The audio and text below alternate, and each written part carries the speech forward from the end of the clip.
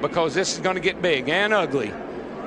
Check out that camera angle. Great work, guys. And watch this thing when it goes back up the hill.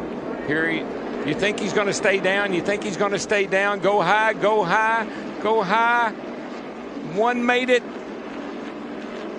Bam! Oh, One what didn't. a lick in the driver's door. On our Fox Exmo Extreme Slow-Mo Cam, both drivers have climbed from their cars. They are both okay. Look at that rear spring bouncing through the air. That's just that's an incredible hit to the left rear of the 09 car. And already you're starting to see a few black lines. And right there, the 15. Josh Wise had unapproved adjustments and flames rolling out from behind that car.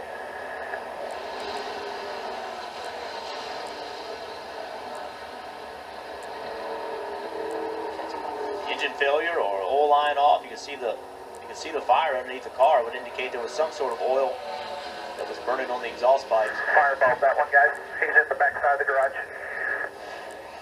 Take another look. Early on, this is just lap 2. And it explodes. Well, the drivers behind did a great job. Boy, not a worse feeling than drive off into the corner, Jeff, and not be able to see anything and wonder what's on the bottom, what's on the track. Yeah.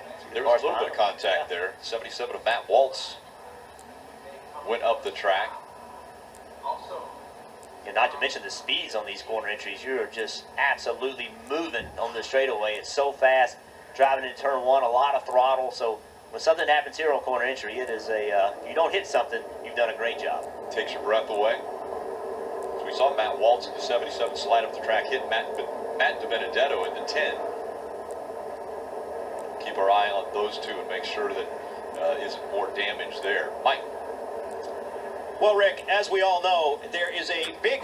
The 0-2, great qualifying effort for that young man. Made the final round, top 12. Caution already. Boy, it didn't take long for that, did it? First one of the day, and it's the 10 of Caleb Rourke. And in against that, the security of the sand barrels right there at the front entrance of pit road. He obviously had some sort of an issue there. The right front was locked up.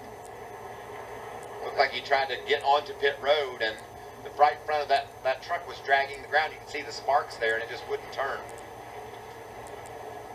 Sure, for work. Caution, so was the cup race. Saw there was some damage there to the 15 of Reed Sorensen as well, but there the 40 got into the back of the 39 and then hard contact with the wall. Looked like the 90 car, Brandon Brown, just didn't anticipate the 15 slowing down and got into the back of him. Big hit.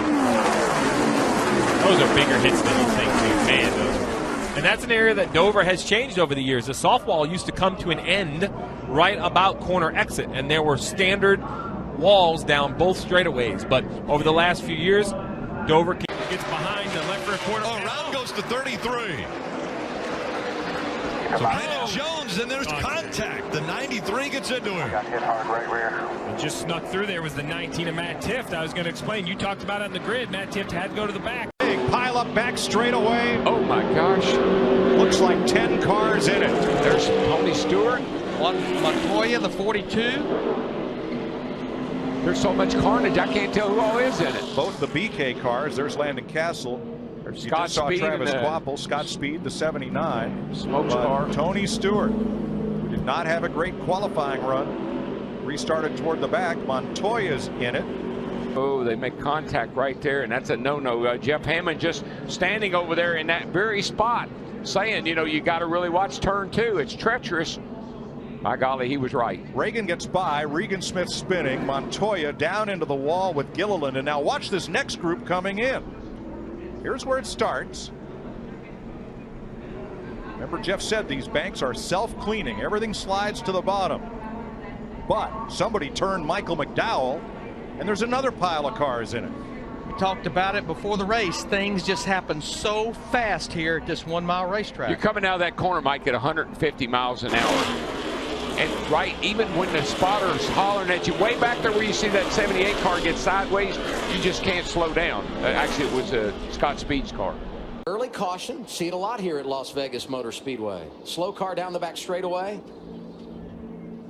Gonna be the 97, Stephen Light, off the pace. 5 laps in, you have 4 sets of tires in the pits, and you know we're going 45 laps before we get another caution when we end stage 1. I say it's way too early unless you've got a problem. 40 laps remaining in this run, probably stay on track. You agree? Yeah, I totally agree. Yeah, no way is anybody pitting here unless something's just wrong with your car. Steven's going to pit, I can tell you that. Kyle Busch, Daniel Suarez, Brad Keselowski, Joey on NBCSN. We're under a red flag right now for Matt Mills, who gets into the wall right here, Steve. Yeah, that's a pretty heavy contact as well. We talked about how difficult this racetrack can be. Well, you know, if you are trying to run the top, there's just not a lot of room, and you see the 15 is already into the wall early in the corner right in front of Brennan Poole there. I'm sure that's getting Brennan's attention.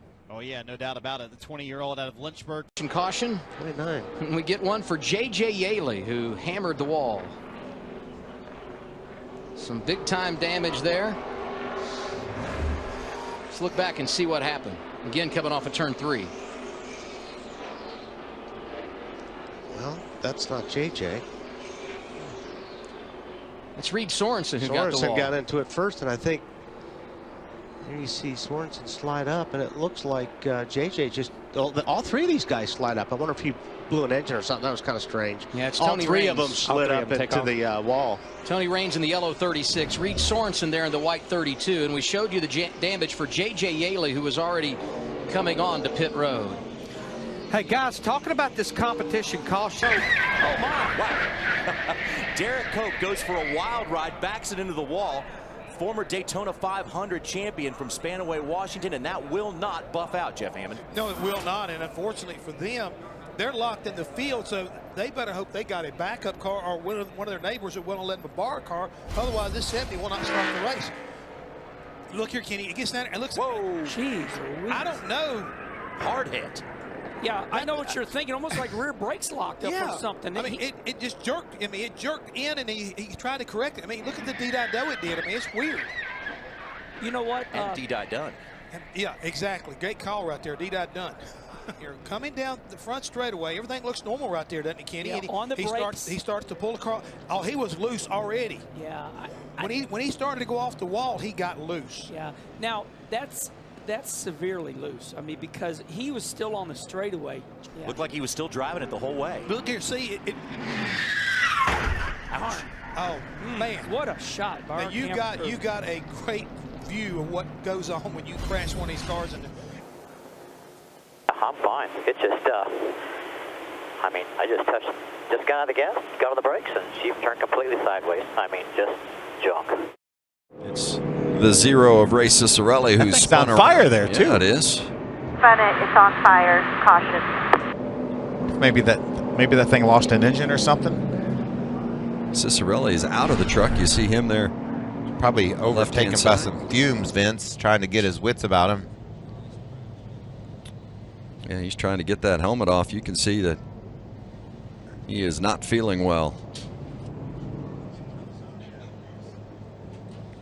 Well, look at the fire damage on that zero machine. Yeah, look at watch this. He comes by here in between turns 3 and 4 with the fire out from underneath the truck. That has the look of maybe a fuel line rupturing or something, maybe from the fuel pump to the carburetor. And the truck still run. They don't run the EFI, the electronic fuel injection. They still run carburetors.